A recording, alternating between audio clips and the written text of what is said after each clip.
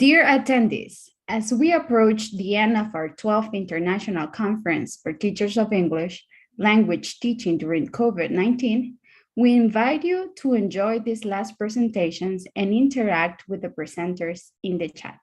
Today, it is my great pleasure to introduce one of our guest speakers, Dr. Erika Saito.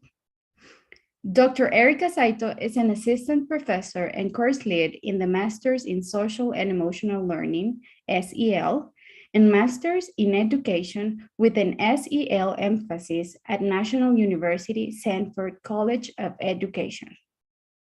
She teaches research in SEL and SEL action research methods for educators.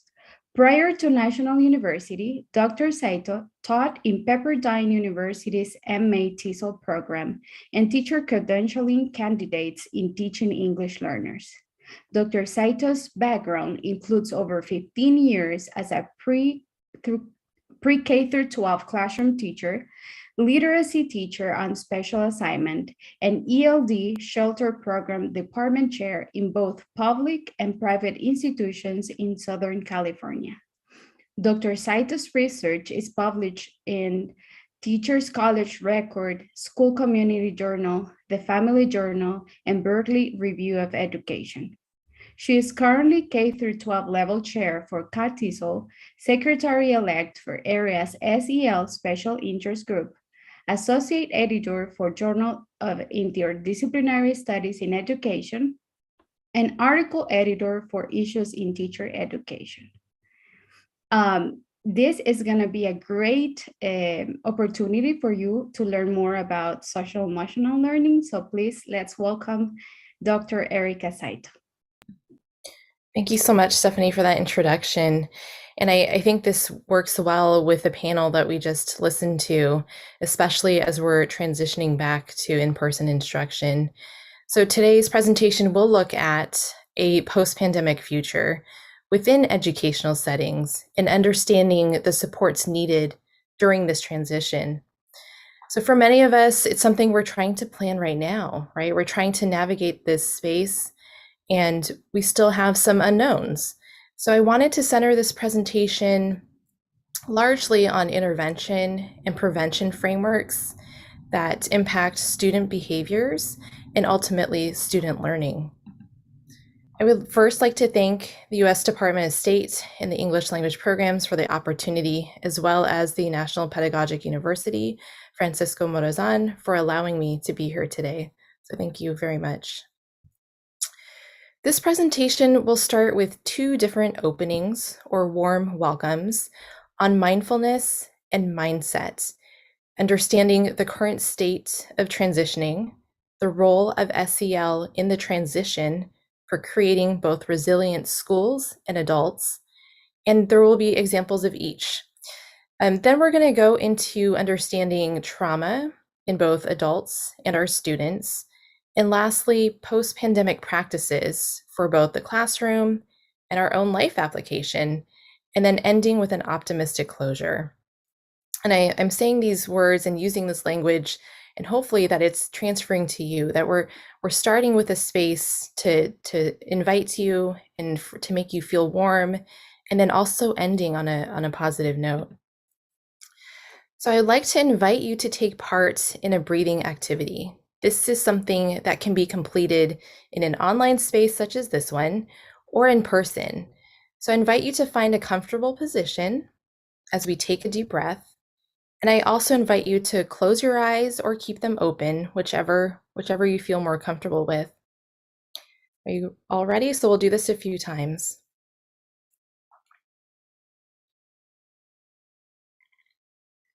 All right, breathe in.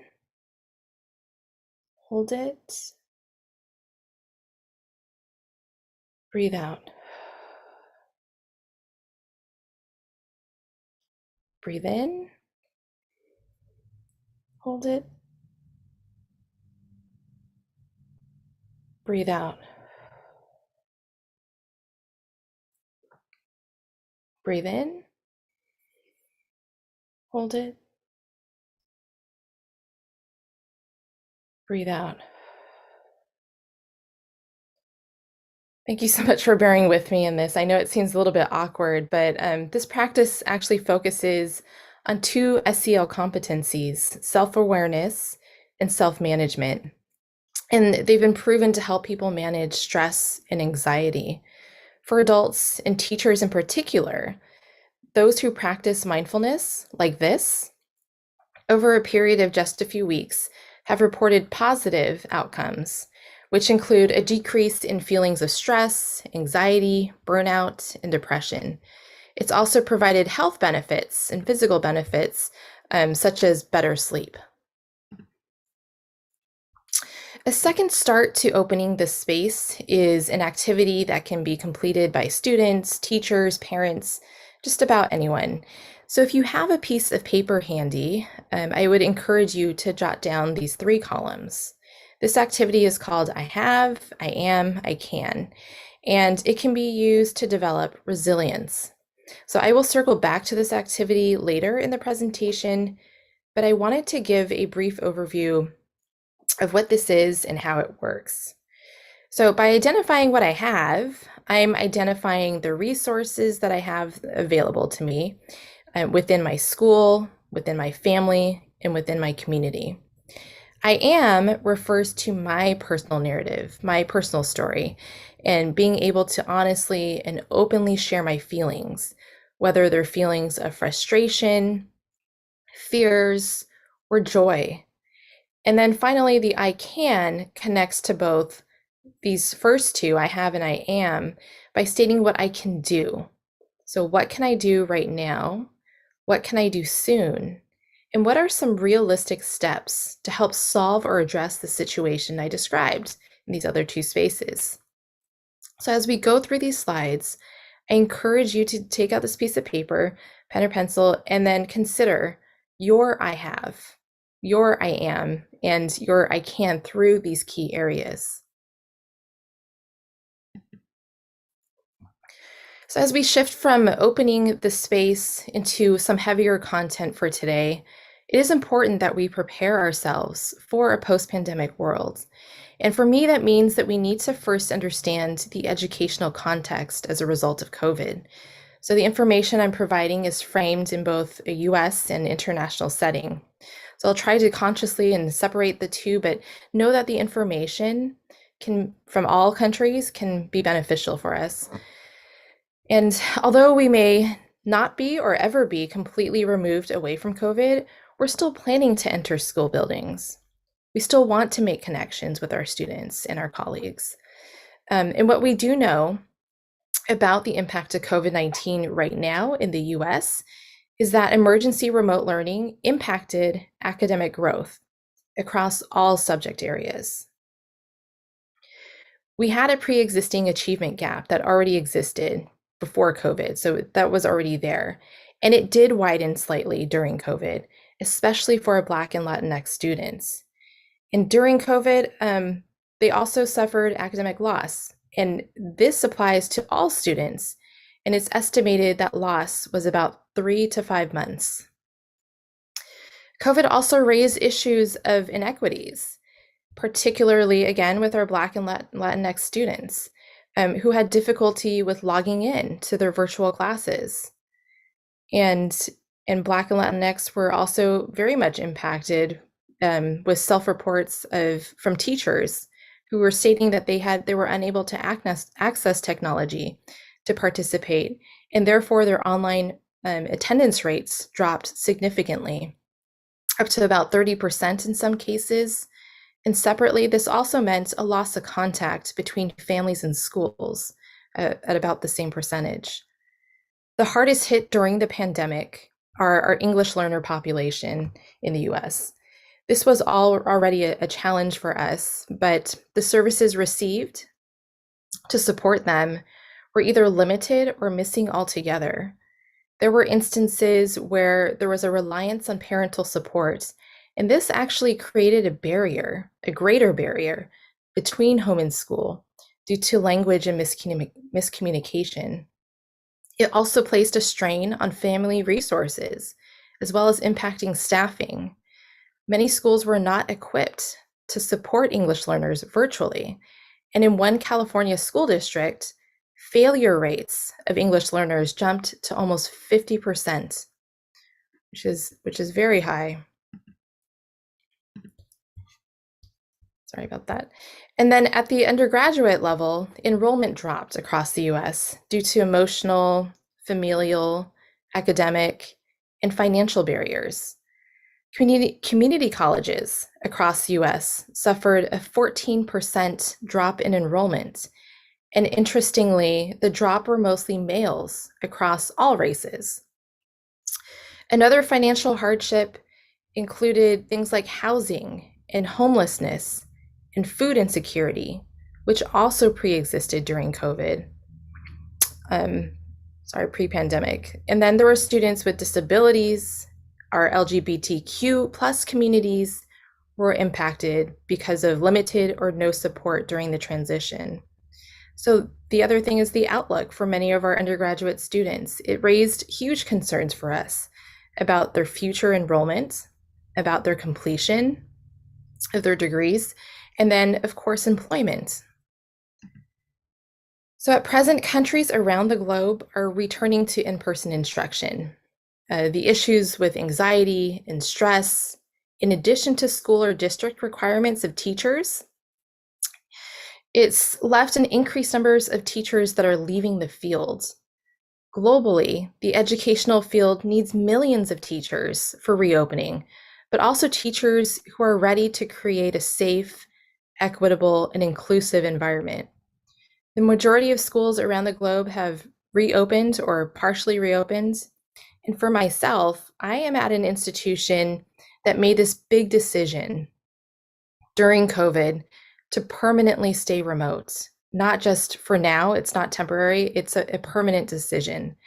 So the campus, everything is gone now. So everything is 100% virtual for me. And that was a decision made during COVID. So it's changed the way that we're even offering our instructional practices, right? A permanent change. So now that we understand the impact on schooling and the educator workforce, the underlying and much needed area of focus should be on mental health. So the following information is from America's Promise Alliance of a representative sample of youth in the US between the ages of 13 and 19 respectively. US Department of Ed reports on college students' mental health, but both of these offer a glimpse of how our students in middle school, high school, and college are reporting and identifying their mental health needs. So this is not capturing the entire report, but just a few of the major findings. The majority of college students have reported stress and anxiety as a result of COVID. 1 in 4 college students have shown an increase in depression, and the majority of faculty have identified poor student mental health. Within youth, all students reported poorer health as a result of COVID. And this includes a range of areas such as food insecurity, sleep deprivation, anxiety, and exercise. Those living in cities reported a higher rate of poorer health compared to those in rural areas. But on a positive note, 60% of youth reported receiving social and emotional support from adults, with 93% of these youth finding the support useful. So this leads to the issue of that 40% reporting that they have not received any social emotional support, and how we can reach these students, right? If students are self-reporting that social emotional learning is important, that it's helping them, those numbers are huge. So COVID-19 raised pre-existing issues, as mentioned earlier, within our educational system. It also raised areas where we can implement sustainable practices through thoughtful shifts in the way we approach education. All schools want a safe reopening, and the decisions we make today will impact tomorrow. One area I'd like to highlight is the resourcefulness and the creativity educators have shown through the transition and the ways they've adapted to instruction. And this has been evident in so many other presentations that we've heard throughout this conference. It has raised a greater awareness, a greater understanding to the role of educators, particularly during the pandemic, where they've taken on several roles outside of their instructional responsibilities. The self-reports of students have also shown a greater need for supports in developing the whole person, not just focusing on academics. This means creating space for students to socialize and to relearn how to engage in conversation in person, how to build community, work with one another, are all parts of this relearning process. This includes attending classes in isolation to working in pairs or groups physically. Some say that the transition back will be equally traumatizing as the transition home at the start of COVID. And we need to be better prepared with the supports needed to guide our students in this transition. This is where social and emotional learning comes in. So social and emotional learning will be a key part of this transitioning process, whether schools will continue to stay remote in the coming months, move to hybrid, or being fully in person. I believe social and emotional learning should already be part of our instructional practice and our personal care. So although I centered on social emotional learning in a previous presentation, I will review these 5 key areas of social emotional learning, or SEL, identified by CASEL. And CASEL stands for Collaborative for Academic and Social Emotional Learning. I would say the context underlying all of these competencies are also important because of the ways that ethnicity and our history have shaped our understanding of these key areas. So defining social and emotional learning is broad, very broad, because it encompasses just about every single action and thought that we have. The way we understand ourselves in SEL, the relationships we have with others is also SEL, our feelings are SEL, and the hundreds, if not thousands, of decisions we make every day are also SEL related. Our perspectives on societal issues, along with being able to empathize, is also SEL. This is why it's so challenging to pinpoint a single definition, and it can change based upon culture and context.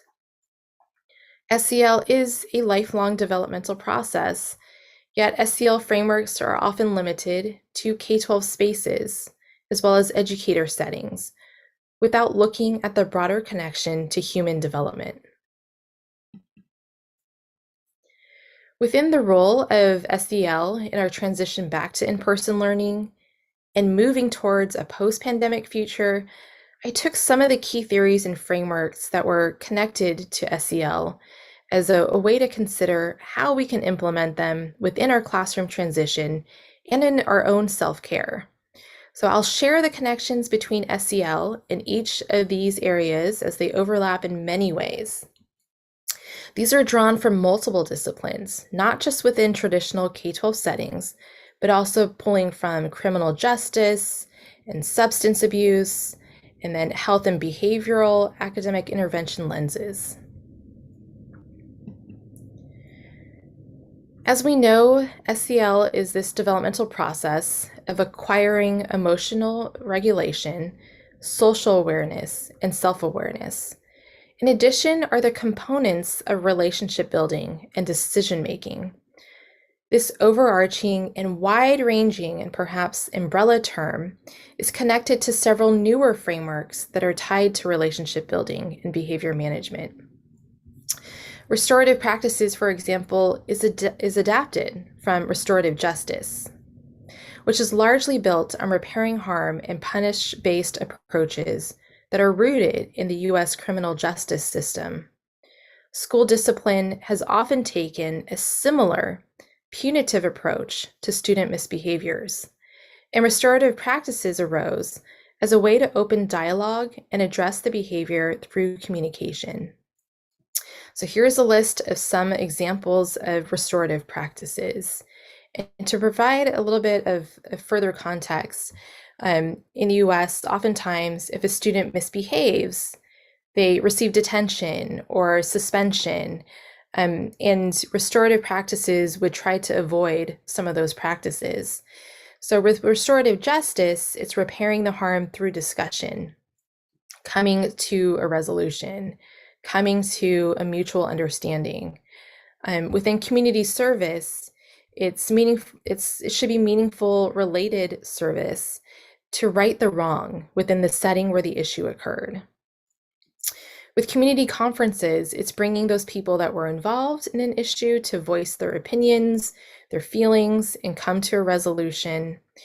With restorative circles, it works well in person. You're sitting in a physical circle and you're setting ground rules for the space for discussion. And this would be facilitator led. So there's somebody that's there to ensure that there's turn taking and hopefully leading to some sort of resolution.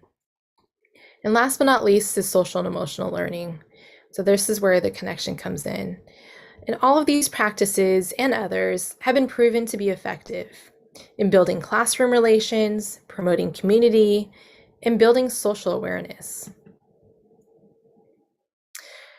Positive behavior interventions and supports, or better known as PBIS, applies a multi-tier framework. So this triangle, this pyramid, and it started in the health field as a preventative measure, and it's become more widely used in academic settings. So I don't know if this looks familiar to some of you. It was familiar to me just because we've used the same type of support within our schools in the US, especially for academics. And so now it's come in with the behavior as well.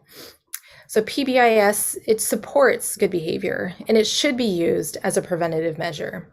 So some of these characteristics of PBIS include tier 1, where you're teaching and managing behavior using this multi-tiered approach, and it lays the foundation for behavioral and academic expectations school-wide.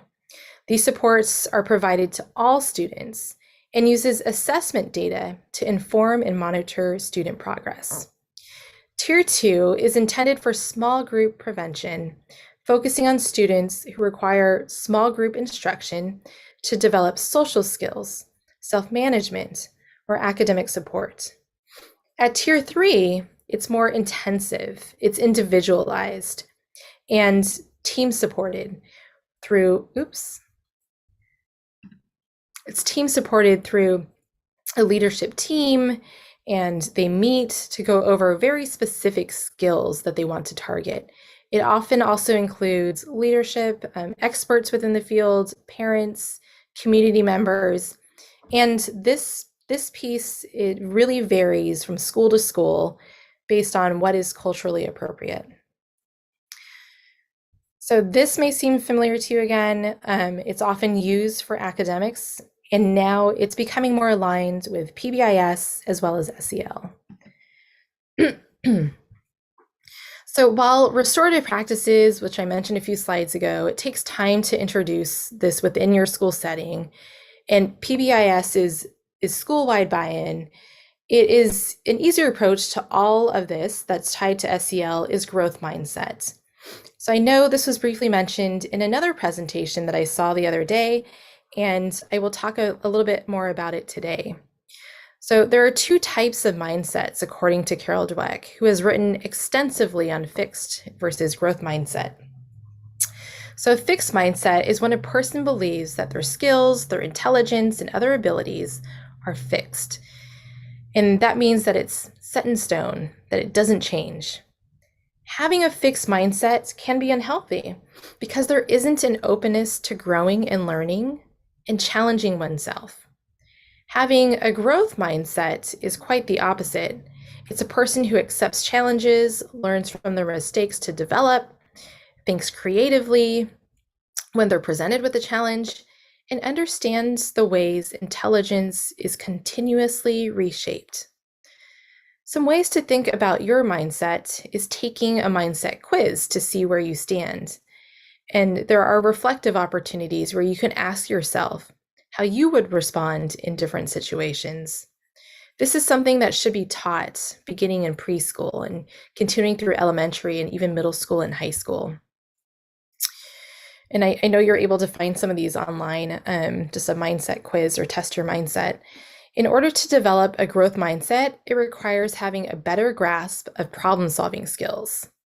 And this means that we need to teach these explicitly within the classroom. One such program that includes these types of lessons is Harmony SEL, which I'll share with you in a minute. But here is an example of a prompt that you could give students to solve.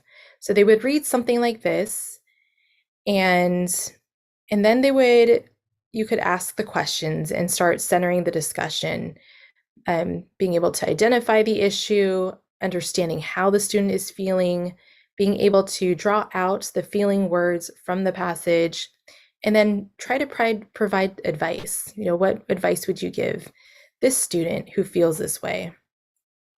And then you could kind of see where their mindset is and the ways that they problem solve. So here's, I added this in recently, but here is a screenshot of the Harmony SEL website. And Harmony SEL is a free resource. It's part of the National University System where I work. And all of it is free. So it provides curriculum from pre-K through 6th grade, resources for educators, as well as opportunities for free training and webinars. And these are updated weekly. There's different units, and these same topics, these same units range from pre-K all the way through 6th grade. There are daily practices, quick things that you could implement easily. There's family letters, welcome letters, a pacing plan. All of this is available in English and in Spanish. So here is one example, and I'll share one more from the SEL program. This is pulled from a pre-K kinder lesson from Harmony SEL on problem solving. And it goes through the steps of describing or acting out the scenario, thinking about how each person feels and what you would do in this situation, and then coming up with a way to solve the problem. So this lesson and others like this, they offer students to take perspectives, to build empathy, to find solutions to interpersonal problems, work cooperatively, and understanding how to compromise, and practicing self-regulation. So this is something that I think could be very helpful at an early age to get students thinking about how to problem solve. And as they get older, they encounter varying types of conflict. Students in upper elementary grades can self-reflect on how they approach difficult situations to see where they can grow and develop. So this example is a self-assessment that students can take, and then they can reflect upon their conflict style. So some of the statements on here say things like, I avoid bringing up topics with my friends. I suggest we work together to create solutions to disagreements. Or I keep my feelings to myself when I disagree. So students will self-rate and self-reflect on their conflict style in order to improve it. So this is from the 5th and 6th grade from Harmony SEL. So problem-solving skills, like the ones that I just showed you, and growth mindsets are naturally connected to resilience theory, as it looks at the ways people are able to bounce back from adversity. Resilience research has looked at children who have experienced adversity or trauma and who are able to become more resilient when they have one trustworthy adult or mentor to support and guide them. Therefore, the adult connection is huge in determining one's resilience. Another factor is the environment of the student. The home, school, community have also been shown to be influential places for fostering resilience.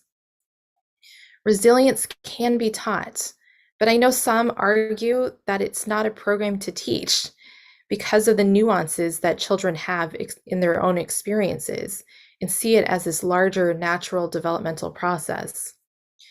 But growth mindset, and I believe that it can be taught. I think if you have someone that's there, you have someone to guide you through these difficult times, to understand ways to face adverse situations, I do believe that it can be taught, but that's my personal belief. Growth mindset and resilience stems from, have been adapted over the years. And terms like adaptive mindset or resilient mindset or adaptive thinking and others have also arisen. And creating this resilient mindset, it stems from ideas of both resilience theory and growth mindset. Research in the past 5 years have started to look at adults rather than just children. As we know in our own experiences, we're continuing to face challenges in our schools and organizations as a result of COVID. So resilient mindset looks at thought awareness, which is building positive thinking, perspective, looking at the bigger picture of a situation and how it affects you now, as well as thinking about how it affects you over the long term. It also includes personal goals, so setting and creating these achievable goals. And last is cognitive restructuring. So being able to change the way that you think about negative events. As I'm saying all this, I do want to stress the role that the educator has within the resilience space. An educator's mindset and SEL abilities is a factor in fostering student resilience. That is how we see ourselves, and the social emotional skills we use is transmitted into our students' performance. So what can we do to make a positive change within our work or school settings? I think it comes down to climate, school climate, and culture of our work setting, and looking at whether or not the environment is safe, welcoming, supportive, and culturally inclusive. Underlying all this are clear expectations to our students and knowing the types of support they have available that are both academic and non-academic. Some activities we can do in the classroom, such as the I have, I am, I can that we started with, can help foster growth mindset and resilience. Other types of similar goal setting and reflective practices can also help. Some other ideas include writing a personal narrative of the challenge and how they're able to overcome it, reading and discussing literature with a character who's facing adversity. Both fiction or nonfiction can be helpful for discussion. And havens of resilience, which includes the key elements in school climates, with caring and support as the single most protective factor in resilience. Students often point to teachers as being the source of their care and support. So now that I've shared this heavy weight of our roles as educators as being that influential person in our students' lives and impacting the resilience and impacting their academic success, we as teachers are also faced with additional challenges that we are trying to grapple with. Prior to COVID, we were already working with students with trauma, right? We've been working with students who were already suffering from abuse, from war, from poverty, from migration, just a range of different factors, different things that we're trying to grapple with. And we're continuing to work with these students while also navigating this path and understanding of COVID. So in the first presentation on the state of COVID in education, it was highlighted that teachers know the importance of social emotional learning. They knew it before COVID, and they saw it as a prioritized need during COVID. Before COVID, teachers expressed feeling overwhelmed. During COVID, teachers also expressed feeling overwhelmed. Transitioning to whatever mode of instruction we're comfortable with will also bring feelings of being overwhelmed due to the support that we're providing our students with trauma, in addition to the trauma that we are enduring right now. Our other teacher challenges include being able to identify and feel comfortable evaluating our students' trauma. And this might mean having some sort of checklist or looking for signs of student behaviors and being provided training and resources. What do you do if you see this within your classroom? There's also this source of secondary trauma.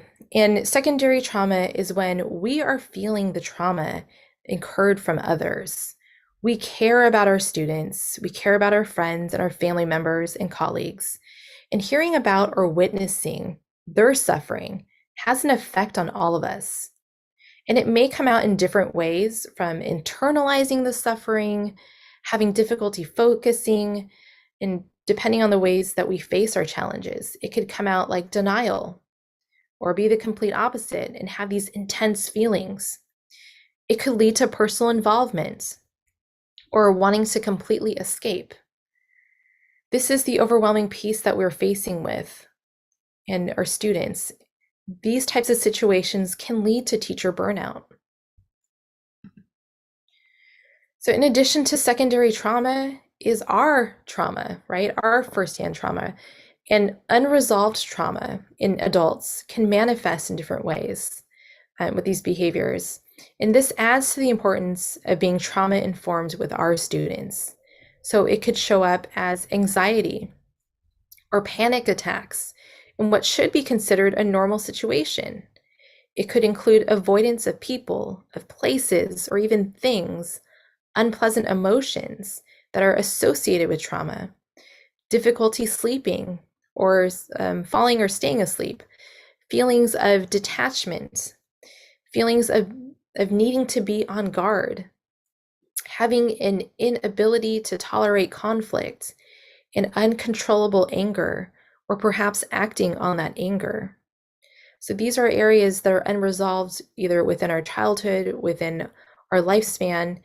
And one way to understand this a little bit further is to recognize and acknowledge the way that we respond to issues. Much of this is informed by our childhood experiences in ways that we have attached to our caregivers, our parents, our family members who have raised us. This example is how the attachment from childhood manifests into the relationships we have in our adulthood. So looking at these 4 attachment types, where do you fall? Are you secure and have a positive view of yourself and others? Are you anxious? Do you seek high levels of emotional closeness and need approval? Are you avoidant and tend to suppress or hide your feelings? Or are you disorganized, where you're mixed between having emotional closeness but not feeling comfortable with it?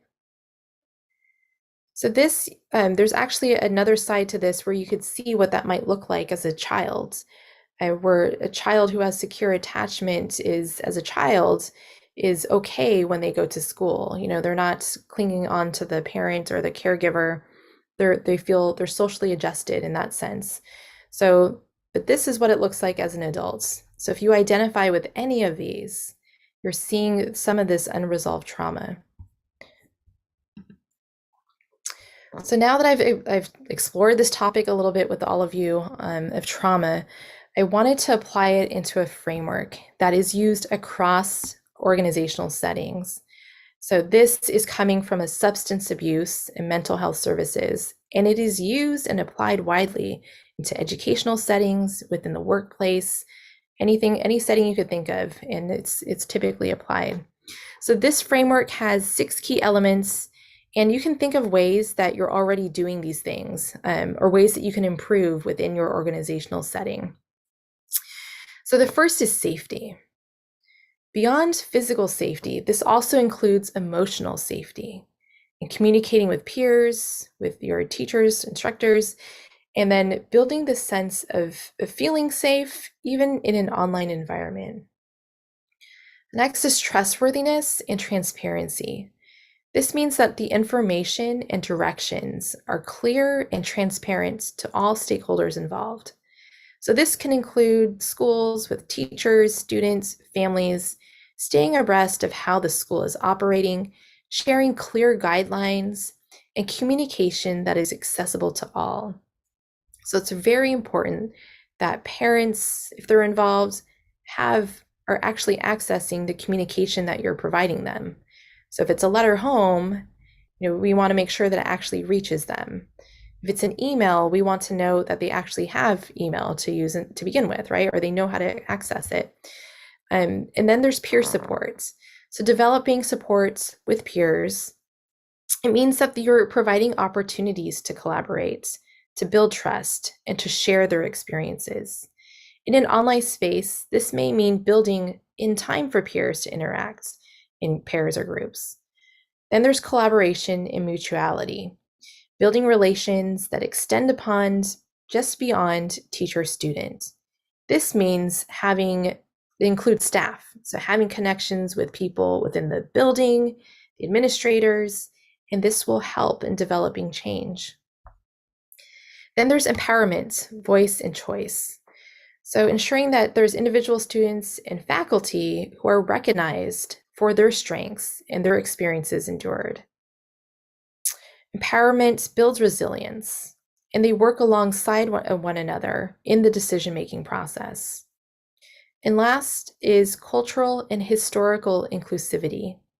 So the inclusivity of race, ethnicity, nationality, gender, religion, social class, and cultural responsiveness is necessary in healing, especially with historically marginalized people. So what are some next steps that we can take on as educators? I think this all begins with a needs assessment and identifying what our students need. So what do they need? What do they feel is missing? I think it really starts with something like that. Before you even think of a plan or think of what you think they need, I think our students could tell us exactly what they need. And I think teachers also have some of that insight as well. And then it's examining the available resources that you already have. So how can we leverage our existing resources to support students? Or what can we change within our existing resources to support students? And it might be something kind of subtle.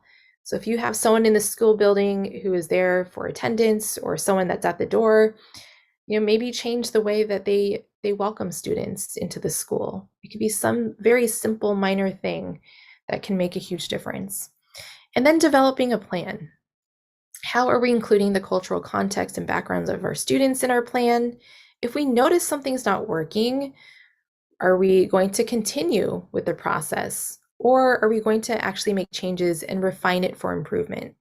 And I know this is where people get stuck because they create a plan, they implement it, and then they want to keep it the same throughout the year. But it's really important that we look at ourselves and what we're doing critically, being able to say that it's okay to make an adjustment. It's okay to make a change because this is really about our students, right? It's about our students' well-being, our students' health. And it also comes from us, but we need to be okay with that. So now I'll be moving into some practices. And these, I know I have it listed as post-pandemic, but these are things that you could do right now. You don't have to wait. So you want to think about what you can do to improve your social emotional development and self-care. If you are a teacher, I want to stress again the importance of your own understanding of SEL and your identity. And this is really important before you dive in to even understanding your students. So I hope you take time into completing these next few slides on a piece of paper, or you type it somewhere in your digital device and reflect upon your responses. So being able to cope and to heal, being able to teach social and emotional learning, it begins with our own self-care practices. So creating a self-care plan is one way to address this. The following 6 key areas were introduced in my previous presentation as areas to consider when you're thinking about self-care. So I have provided some questions to guide you through these 6 categories. When you're thinking about your current workplace or institution, self-care can include the ways you develop professionally within your field. And reading and learning is part of that self-care. So in what ways do you stay abreast of current literature in the area you work, in your area of study? Separately, how do you consciously separate your time between work and your personal life? And I know this can be challenging because in my case, I am in my workspace and it's also my personal space. So it's challenging for me to separate the two. The only difference is when I close the computer, and then it turns into my personal space. Um, so think about how you are separating the two. Another area to consider are the connections that you're making within your workspace or your institution. How are you staying connected and supporting your peers or finding support in them? This is all the professional piece. Second is your physical self-care. What are you doing to support your physical health? This includes a range of areas from regular physical activity, eating healthy meals, eating regularly, sleeping well, taking breaks when needed, and making sure that you're listening to your body and making sure that you're taking time off when you need it. And I know that's hard to do, right? It's hard to be able to say that you need to take time off, but we do need some of those breaks. Psychological self-care includes activities that can help release stress or worry through writing, spending time with family or friends, and doing something relaxing. What are some activities that you enjoy outside of work to get your mind off of things?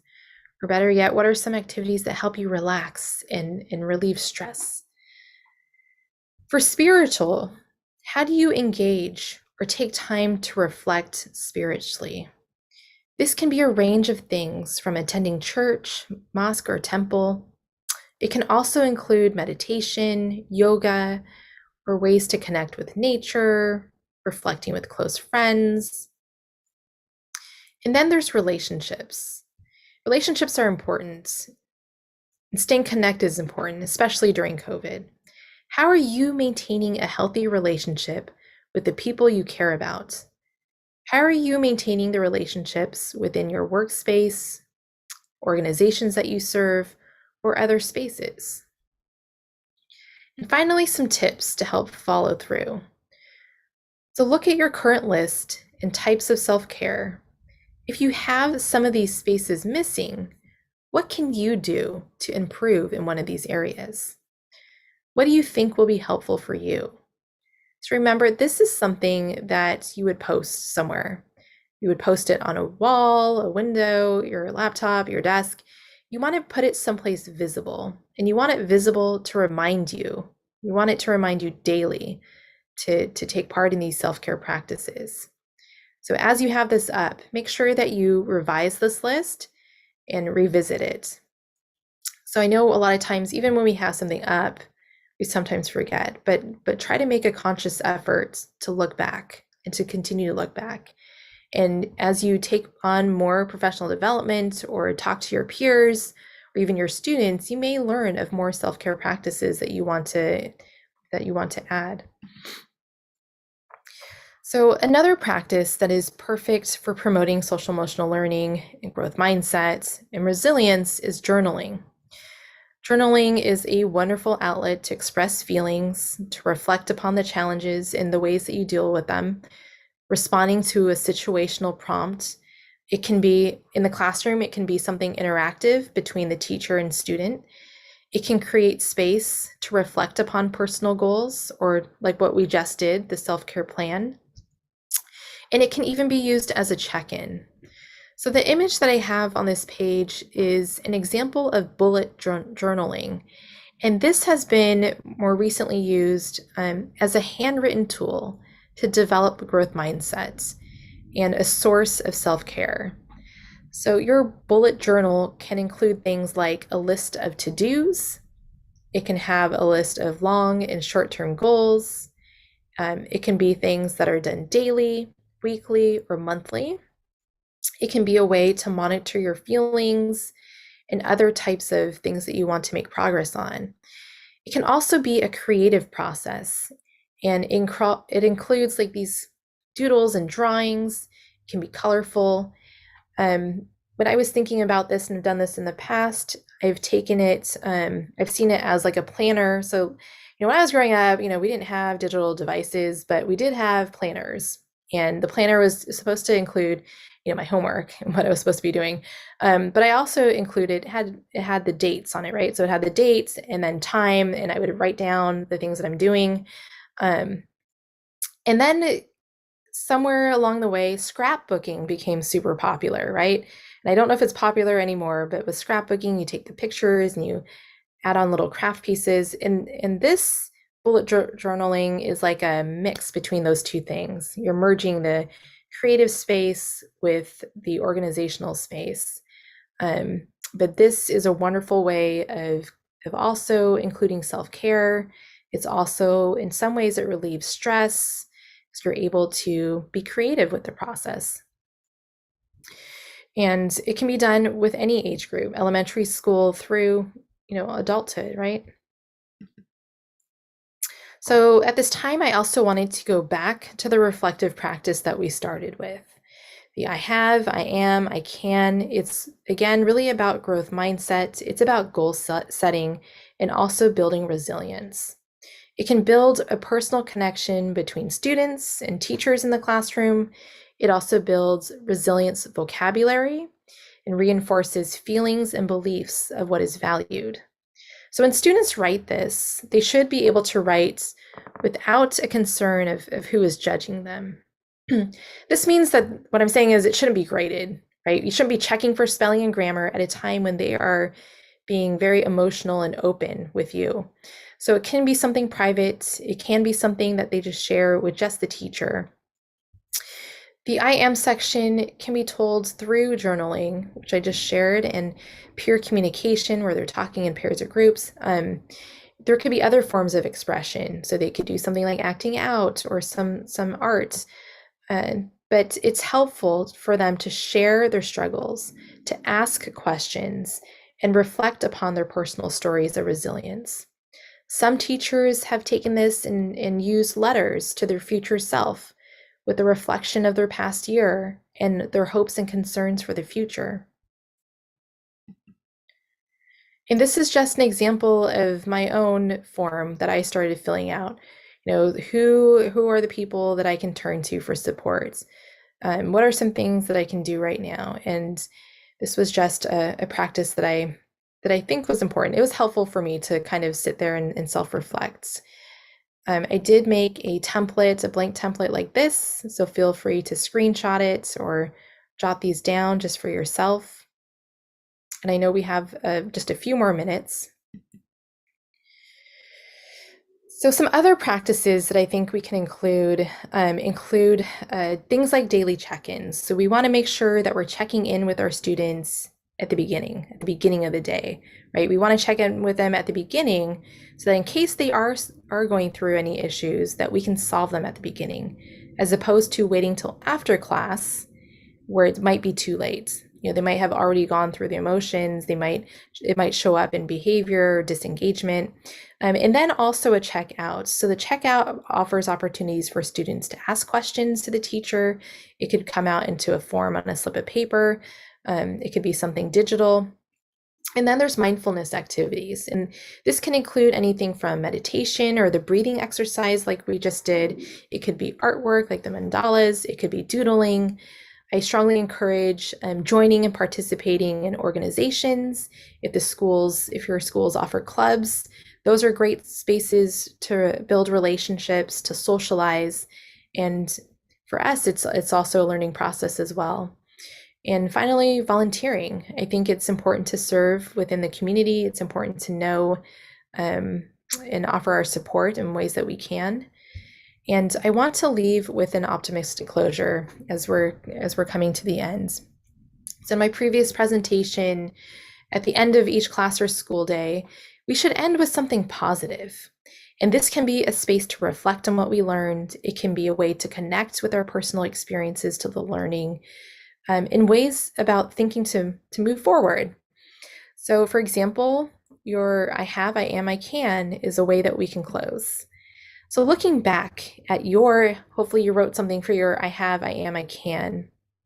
What is one thing that you can do right now?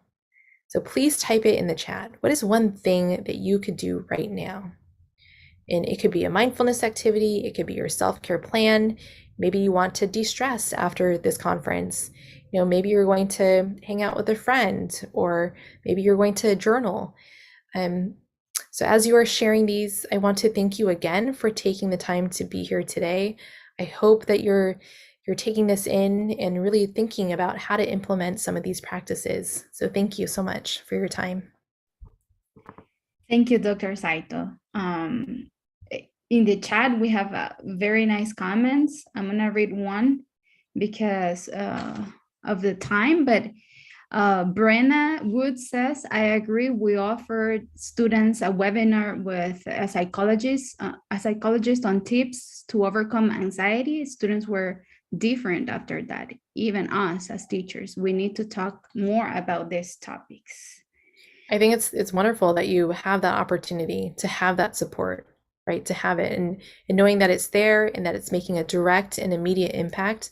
That's what we need to see more of. So it's wonderful that your institution is doing that. Yeah. Thank you And so much. on a personal note, I want to thank you because these 2 past years have been very difficult for me as a teacher, and I'm going to put into practice all the tips that you shared with us today. Oh, I'm so excited. Well, you know what? If you do have any other questions, I'm definitely on email quite a bit. So if you have any questions, you would like to have more information, and maybe it could be something as just a simple tip, do not hesitate to reach out to me. I have a wealth of information that I can share, and I'm very open to it. So please make sure to connect. So thank you Okay. so Thank much. you very much.